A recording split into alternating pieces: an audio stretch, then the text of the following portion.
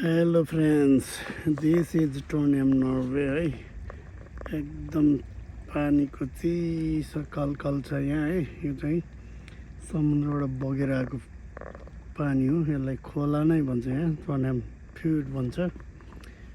Very very nice here. यो चाहिँ fishing गर्ने ठाउँ पनि हो। It is allowed to fishing here.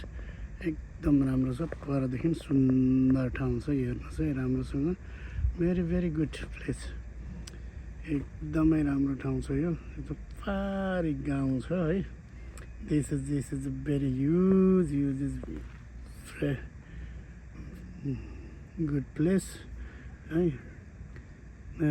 This is very good place in this up here there is the one school up there and this is also school here. यो चाहिँ के भन्छ,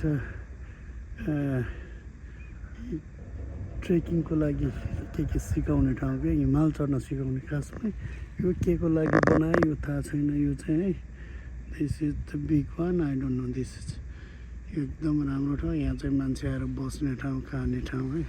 सो छेउको किनारामा आएर बस्ने ठाउँ छैन।